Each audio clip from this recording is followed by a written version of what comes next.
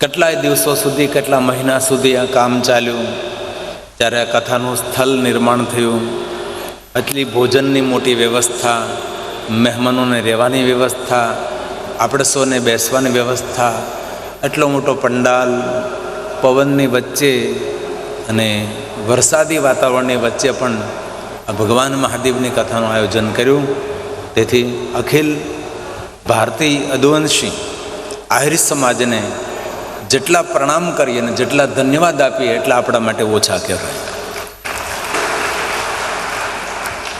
અખિલ ભારતીય યદુવંશી આહિર સમાજ દ્વારા મહર્ષિ દુર્વાસા મુનિની સુંદર તપસ્થલી ને પવિત્ર સ્થાન પર આપ સૌના સાથ અને સહયોગ દ્વારા અતિ દિવ્ય, અતિ ભવ્ય શિવ મહાપણ કથાનું આયોજન થયું છે. ત્યારે કથામાં ઉપસ્થિત આહિર સમાજના દરેક અગ્રણીઓ, મહાનુભાવો, દાતાશ્રીઓ, વડીલો, માતાઓ, ભાઈઓ, બહેનો તથા બાળકો, આપ સૌનું શિવ મહાપણ કથામાં આદર સાથે હૃદયથી સ્વાગત છે. એટલે દૂર દૂર ભગવાનની કથામાં પહોંચવું એ તો કથા પ્રત્યેનો પ્રેમ છે. અડખે પડખે આજુબાજુમાં કોઈ ગામ પણ નથી અને દૂર દૂરથી અને સવારની કથામાં સમય પર પહોંચી જવું ખરેખર આપ સૌની ભક્તિનું એ પ્રમાણ છે. બહુ હૃદયથી આપ સૌનું સ્વાગત કરું છું, બહુ હૃદયથી આપ સૌને આદર કરું છું. સુંદર સમંદરનો કિનારો છે, મહર્ષિ દુર્વાસા મુનિની સુંદર તપસ્થલી છે. ભગવાન મુક્તેશ્વર મહાદેવ વિરાજે છે. ઋણેશ્વર મહાદેવ, ઋણ મુક્તેશ્વર મહાદેવ અને મુક્તેશ્વર મહાદેવ. દુર્વાસા મુનિએ સ્થાપિત ભગવાન મહાદેવનું દિવ્ય શિવલિંગ છે, જ્યાં સંત રહે છે રોકડિયા હનુમાન. મહાપ્રભુજીની 58મી બેઠકજી પણ છે. સુંદર શિવ અને વિષ્ણુની એકાત્મનું દર્શન કરાવનારી સુંદર પવિત્ર ધરા પિંડતારક તીર્થ, પિંડારક તીર્થની અંદર આપણે સૌ ભેગા મળીને ભગવાન મહાદેવને યાદ કરી રહ્યા છીએ. બહુ હૃદયથી આપ સૌનો આદર કરું છું. કથા વ્યવસ્થા તો અતિ સુંદર છે, પણ અમારી ઉતારાની વ્યવસ્થા પણ હરદાસભાઈ, પબાભાઈ, માડમ સુંદર વ્યવસ્થા કરી છે. એ બદલ હરદાસભાઈને પણ ખૂબ હૃદયથી, આખા પરિવારને ખૂબ ખૂબ હૃદયથી ધન્યવાદ. અમને મોટી ચિંતા હતી કે આ પિંડારક તીર્થમાં કથા કરવા જઈએ છીએ, આજુબાજુ કોઈ ગામ નથી.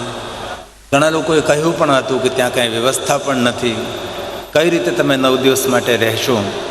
પણ ખરેખર જગાભાઈને ખૂબ ખૂબ ધન્યવાદ કે હરદાસભાઈ, પબાભાઈને ત્યાં અમારી સુંદર વ્યવસ્થા કરી, અમારા ઉતારાની વ્યવસ્થા કરી અને સુસુવિધાયુક્ત સુંદર વ્યવસ્થા સાથે. તેથી હરદાસભાઈના પૂરા પરિવારને હૃદયથી મારા પ્રણામ. અને સંપૂર્ણ કથાને સફળ બનાવવા માટે દાનાભાઈ ગોજિયા એમને ખૂબ મોટી સેવા આપી છે. કેટલાય દિવસો સુધી, કેટલા મહિના સુધી આ કામ ચાલ્યું. ત્યારે આ કથાનું સ્થળ નિર્માણ થયું. એટલી ભોજનની મોટી વ્યવસ્થા, મહેમાનોને રહેવાની વ્યવસ્થા, આપણે સૌને બેસવાની વ્યવસ્થા, એટલો મોટો પંડાલ, પવનની વચ્ચે અને વરસાદી વાતાવરણની વચ્ચે પણ આ ભગવાન મહાદેવની કથાનું આયોજન કર્યું. તેથી અખિલ ભારતીય અદુવંશી આહિર સમાજને જેટલા પ્રણામ કરીએ અને જેટલા ધન્યવાદ આપીએ એટલા આપણા માટે ઓછા કહેવાય. બસ કથાનો અમારો એક ઉદ્દેશ છે, જે દ્વારકાધીશ ભગવાન દ્વારકાધીશનું દર્શન કરવા આવે છે, બેટ દ્વારકા જાય છે, નાગેશ્વર મહાદેવ જ્યોતિર્લિંગનું દર્શન કરવા જાય છે, એટલે બધા યાત્રિકોને પિંડારક તીર્થની અંદર આવવા એક વિનંતી છે અમારે સૌને. કે પિતૃને તારનારું તીર્થ છે, પિતૃને મોક્ષ આપનારું તીર્થ છે, પિતૃઓને પરમ ગતિ આપનારું તીર્થ છે. પિંડ તારક તીર્થ છે, પિંડારક તીર્થ છે.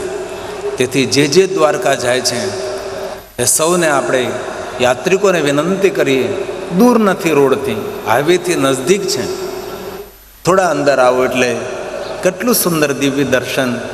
મહર્ષિ દુર્વાસા મુનિની તપસ્થલી, અને આ સ્થળ પર દુર્વાસા મુનિ એકલા નહીં રહેતા હતા. અસંખ્ય ઋષિમુનિઓ સાથે 12,000થી વધારે સંતોની ઉપસ્થિતિ હતી. દુર્વાસા મુનિ સાથે સૌ સાધના કરતા હતા, સૌ તપસ્યા કરતા હતા. તેથી સંતોના તપથી આ ધરતી તપસ્વી ધરતી છે. આ પૃથ્વી આપણી સૌની મનોકામના પૂર્ણ કરનારી છે, રીતિ સિદ્ધિ આપનારી ધરા છે. અને ભગવાન દ્વારકાધીશ ભગવાન કૃષ્ણજી જ્યાં રાસુ યજ્ઞ કર્યો હતો, દ્વારકાધીશ ભગવાન કૃષ્ણજી જ્યાં નિવાસ કર્યો હતો, એવી સુંદર પિંડારક તીર્થ દિવ્ય તીર્થ છે.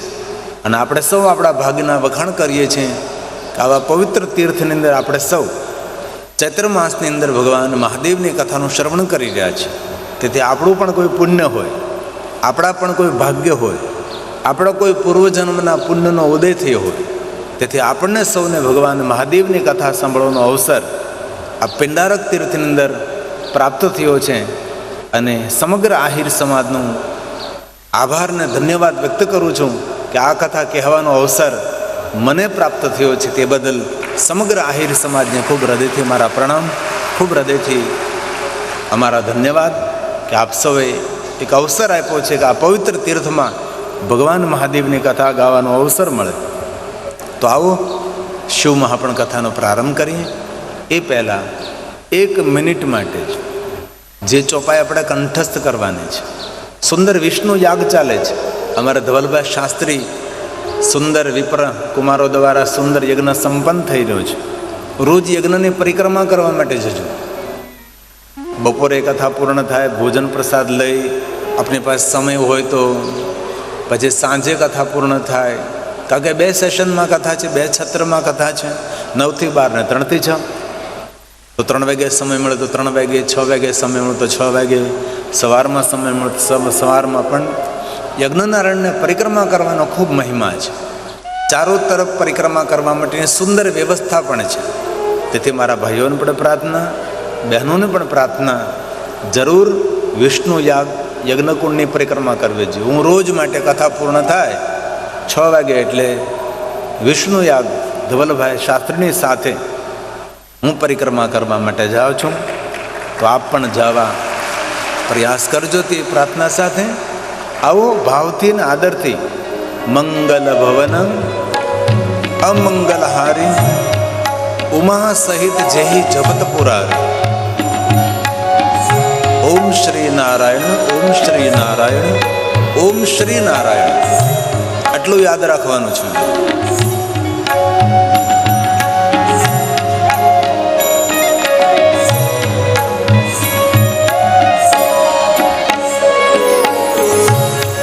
મંગલ ભવન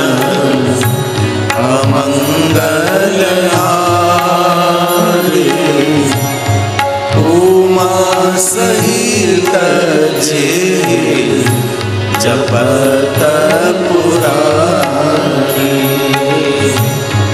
મંગલ ભવન અમંગલહારી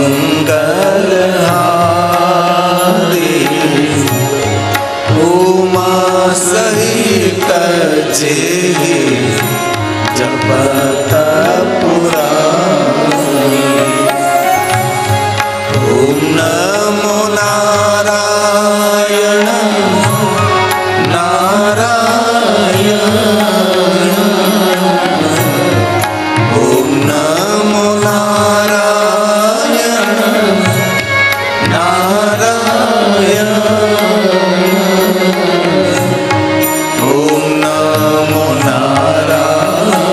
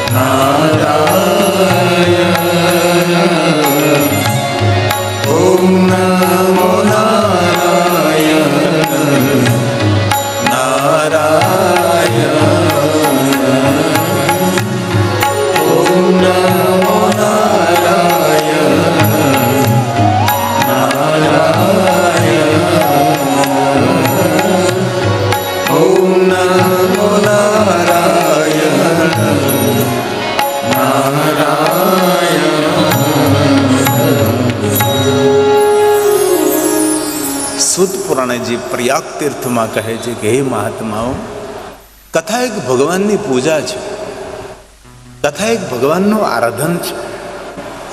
ભગવાન મહાદેવની કથા પુણ્ય નહીં મહાપુણ્યને આપનારી છે. એ મહાત્માઓ, જે મનુષ્ય ભગવાન મહાદેવની કથાનું શ્રવણ કરે છે એવા મનુષ્યનું દર્શન કરવા માત્રથી સર્વ તીર્થોની યાત્રાનું ફળ મળે છે. જે કોઈ મહાદેવની કથા સાંભળે છે એવા પુણ્યશાળી મનુષ્યનું દર્શન કરવા માત્રથી આપણું કલ્યાણ થાય છે. તેથી હે મહાત્માઓ, ક્યાં શબ્દોમાં તમારા ભાગ્યના વખાણ કરું હું કે આપ સૌ આ મહાતીર્થની અંદર ભગવાન મહાદેવની કથાનું શ્રવણ કરી રહ્યા છે. જ્યાં ગંગા, યમુના, માતા સરસ્વતી બિરાજે છે, આવા દિવ્ય તીર્થમાં આપ સૌ ભગવાન મહાદેવની કથા સાંભળી રહ્યા છો. કથા સાંભળવાનું જે પુણ્ય મળે છે એ પુણ્યનો ક્ષય નથી થતો. કથા સાંભળવાનું જે પુણ્ય મળે છે એ પુણ્ય સુખ આપે છે, એ શાંતિ આપે છે. અધિક કહેને સે ક્યા લાભ. દુનિયાના બધા જ યજ્ઞો કરવામાં આવે અને સર્વ યજ્ઞો કરવાનું જે ફળ મળે છે એ ફળ કથા શ્રવણ માત્રતઃ, ભગવાનની કથા સાંભળવા માત્રથી આ બધા જ યજ્ઞો કરવાનું પુણ્ય મળે છે. ભગવાનની કથા સાંભળવાથી સર્વ તીર્થની યાત્રા કરવાનું ફળ મળે છે.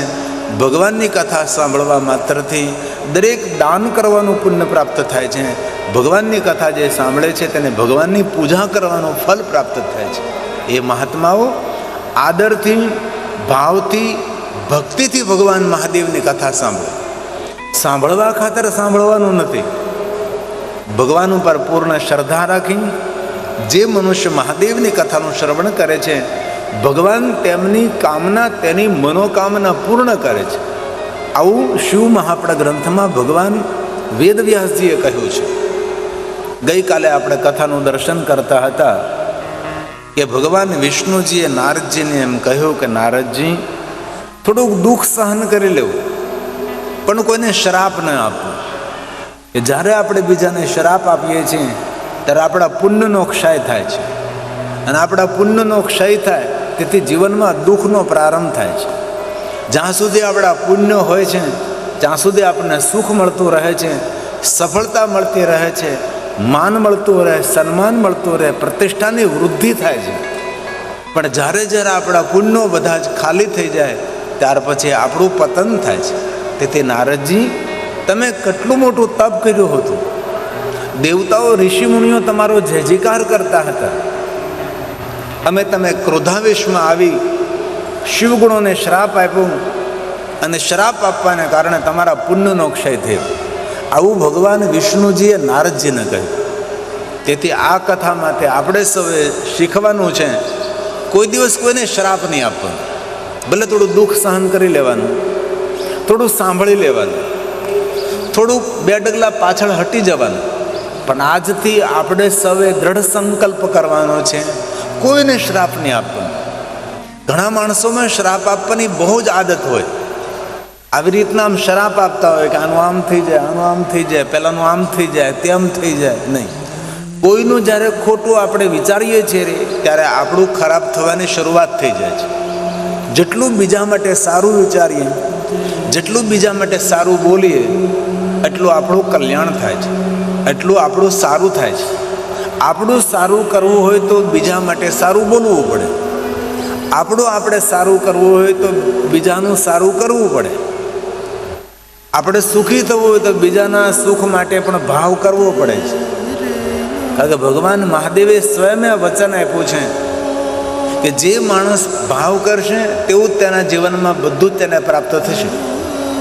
જેથી હૃદયનો જે ભાવ છે એ જ આપણને મળી જાય છે. તેથી ભગવાન વિષ્ણુજીએ નારદજીને કહ્યું કે નારદજી, તમારું કેટલું મોટું પુણ્ય હતું, આ બધું જ પુણ્ય તમારું બળીને ભસ્મ થયું કારણ કે તમે શ્રાપ આપ્યો. હવે નારદજી કહે છે, મારા પુણ્ય બળીને ભસ્મ થયા, તેથી મારા હૃદયમાં મને સંતાપ લાગ્યો છે, મને ઉદ્વેગ થાય છે, મને સંતાપ થઈ રહ્યો છે. આ સંતાપમાંથી મુક્ત થવા માટે મારે શું કરવું જોઈએ? તો ભગવાન વિષ્ણુજી હવે નારદજીને ભગવાન મહાદેવની ભક્તિનું માર્ગદર્શન આપે છે. ભગવાન વિષ્ણુજી કહે છે કે હે નારદ, જ્યારે સંતાપ થાય ત્યારે ભાલમાં ભસ્મનું ત્રિપુંડ કરવું. જીવનમાં યાદ રાખવું, ક્યારે આપણને કે હોરવે નહીં, આપણને ગોઠે નહીં, અણગમો થાય, ન ઘરમાં ગમે, ન બહાર ગમે, અંદરથી ભય જેવું લાગે, અંદરથી ઉદ્વેગ થાય, ત્યારે માણસે શું કરવું જોઈએ? તો ભગવાન વિષ્ણુજીએ નારદજીને કહ્યું કે આવી જ્યારે માનસિક સ્થિતિ થાય ત્યારે ભાલમાં ભસ્મનું ત્રિપુંડ કરવું. ભાલમાં ભસ્મનું ત્રિપુંડ કરવાથી માનસિક શાંતિ મળે છે. આમ જુઓ તમે, ભાલમાં ભસ્મનું ત્રિપુંડ કરવાથી ભગવાન મળે કે ન મળે એવું ન કહી શકીએ આપણે, પણ ભાલમાં ભસ્મનું ત્રિપુંડ કરવાથી મન બહુ જ શાંત રહે છે. તેથી મનને શાંત રાખવા માટે ભસ્મ એ ઔષધિ છે. તેથી ભગવાન વિષ્ણુજીએ નારદજીને ભાલમાં ભસ્મનું ત્રિપુંડ કરવાનું કહ્યું છે. અને સ્વયં ભગવાન બોલ્યા છે. હું તો મધ્યસ્થી છું. આ બધા શ્લોકો ભગવાન વિષ્ણુજીએ ગાયા છે અને ભગવાન સ્વયં કહે છે,